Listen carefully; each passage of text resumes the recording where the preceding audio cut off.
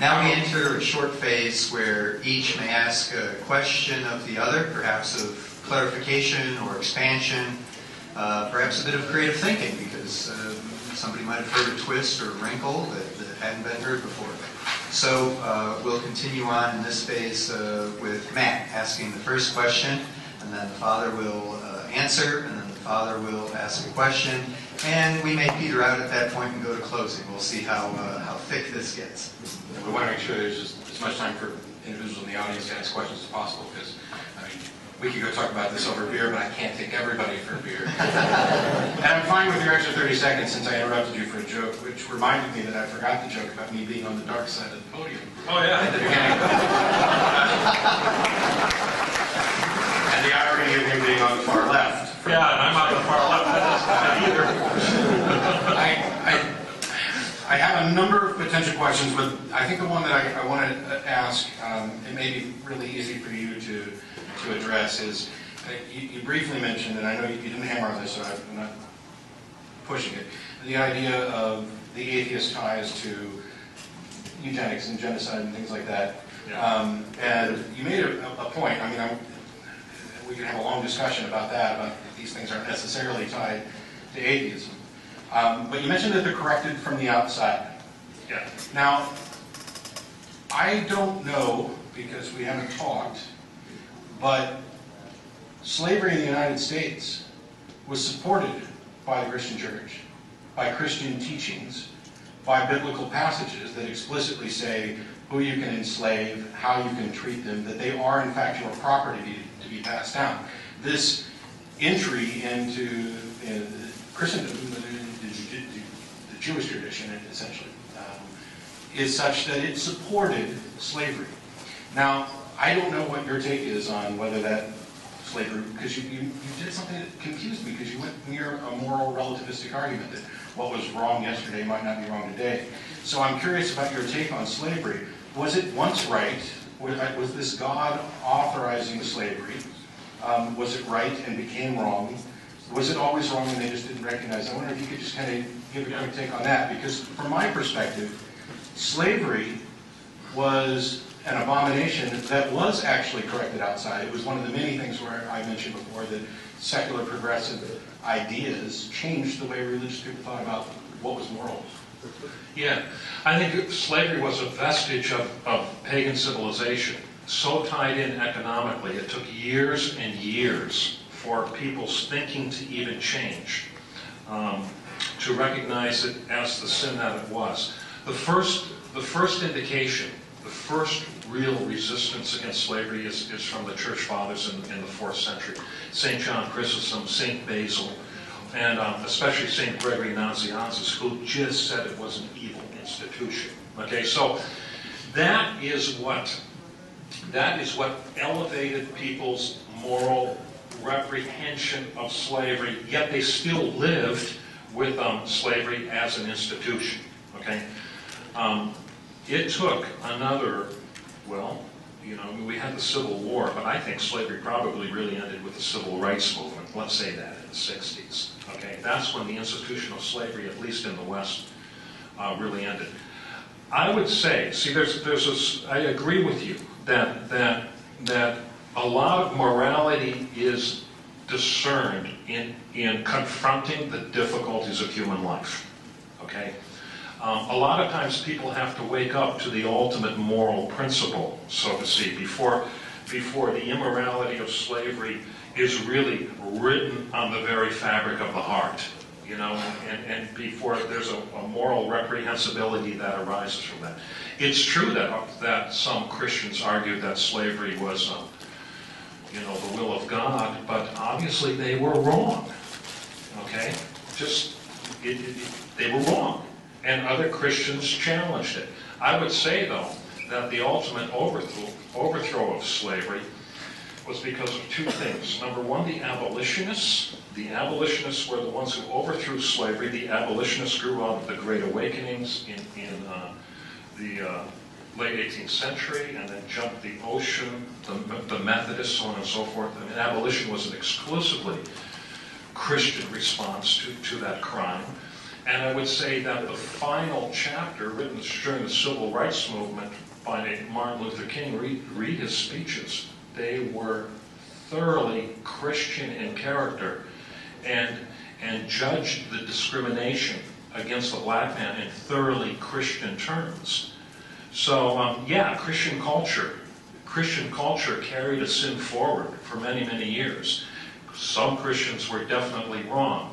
But Christianity has, I argue, atheism doesn't have this. Christianity has within it a self-correcting mechanism in that it can judge its own sins. Now, whether people respond to the judgment and do what's right, they're individually free to do whatever they want. But it's there. And that's why I think, too, you have even a sense of moral progress in Western culture. I don't want to keep going. Did I go over? Oh, that was a marvelous answer. Oh. And now, fairness, you have an opportunity to make a question of some sort of math, and then we'll proceed to final closing. Okay. I think, I've read the New Atheists. I'm not that impressed with them. I think they're more polemical than anything else. And I was telling Matt, he didn't quite get this, so I'm going to talk about this for just a second. I think because we live in a post-Christian age, postmodern age, I think we also live in a post-polemical age. Polemics work when you share the same presuppositions. But we're in an age now where we operate from different presuppositions. Okay, so what I look for is what I call authenticity. And what I mean by authenticity, I go back to the existentialists who I love. I love the French existentialists. I'll tell you why I love them. Because they recovered something from classical Christian culture that was lost, especially on the killing fields of World War I. You know, what happened among the philosophers and the deeper thinkers of the time is that the futility of World War I put an end to the death of the myth of progress. Okay, now, progress exists. Okay, linear time exists. Things have a beginning and an end. They didn't have in the pagan world. They do in the Christian world because the Western world redefined its conceptions according to the narrative in Genesis and not the narrative of the pagans. So what happened here, especially with the rise of materialism again, is that people had such faith in the natural human potential for progress that when World War I happened, they were hit with the sheer absurdity of the death of a generation of their best young men. And Europe collapsed exhausted. And out of that exhaustion arose the existentialists, and they say we have to find our way back to meaning. And what they said was this. They said, man posits his own humanity through his moral actions. I love that, and I'll tell you why. Because they grasp, on a very secular level, but nevertheless true, that man's own sense of self as human and morality were closely related. And so, see, I really get into the story and I forgot my point. Because I love that period. Where was I going with this? I don't know, it was a question. Yeah, I know where I was going with this. I saw you and I knew it. I really respect an authentic search for that which is true, even if a person denies God while he's doing it. Because if truth is a separate category, I'm making a speech here, but I'm going to finish it. If truth is a separate category of existence, you're going to end up there if your search is one search, not math, but one search is authentic. Okay? So, I forgot my point. I'm real sorry. But I get excited about World War I. So I get excited about the French existentialists that, and I got to say, Matt, what's going through my mind is I think your search is that. I really do believe it's that because you're not willing to dismiss the objection so easily. Here's my question that came back to me. Gotcha. How do you deal with the fact that atheism as a philosophy, not you, Matt, atheism as a philosophy doesn't possess that self-corrective mechanism? Well, first of all, my response is that atheism, as I view it, isn't in fact a philosophy. It's not a worldview. It's not an ideology. It's a single position on a single issue. And then everything else that I happen to believe is something else. My atheism is a result of the fact that I have not been presented with any God concept that has been supported by sufficient evidence for me to believe it. I am a rational individual. I will change my mind based on evidence. This doesn't actually work in this case, but in many cases when I'm talking to somebody and we're having an actually heated argument, which we're not, I'll point out that of the two of us, I'm the only one who's demonstrated he can change his mind in a major way. I mean, not about like what you want for dinner. My atheism is largely irrelevant. My disbelief in the God propositions is largely irrelevant. What I do believe, is what's relevant. The type of things that I care about, the values that I have, my search for truth, wherever it is, and the criteria by which I'll accept propositions. That's what's important, which is why I'm a skeptic and a critical thinker and a methodological naturalist as opposed to necessarily a philosophical naturalist, although there's potential there as well. And so, as an end to kind of answering your question, in that I don't hold atheism as a philosophy. My philosophical positions, I don't even know if they fit in a category. In some cases, I'm a secular humanist. In some cases, I'm a materialist. In some cases, I'm a naturalist. I don't know that there's necessarily one category for me.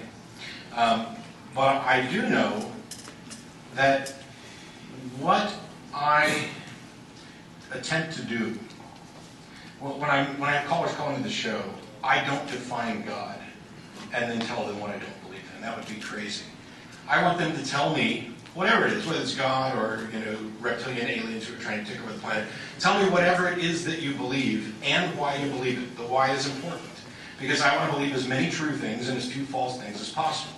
Now there must be, in order for this to be viable at all, a method that provides the most reliable results at discerning this truth, at coming to as many true answers and as few false answers as possible.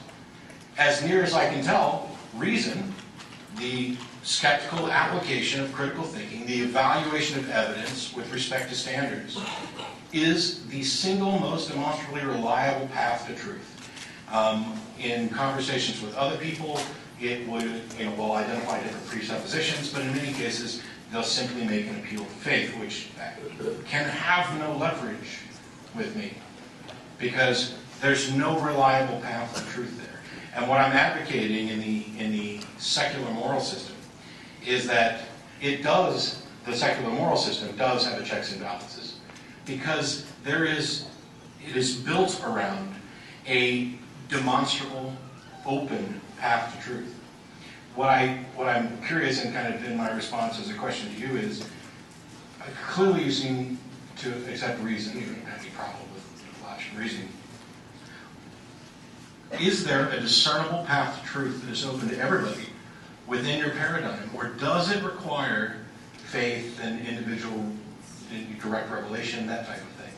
Because I don't understand how somebody can assert any kind of truth without a demonstration of that truth. And that demonstration has to be open to anybody. And that is kind of how we define reality. It's by reality's the stuff doesn't go away when one of us closes our eyes, or one of us stops believing. So what discernible path to truth is there in, for example, the Christian worldview?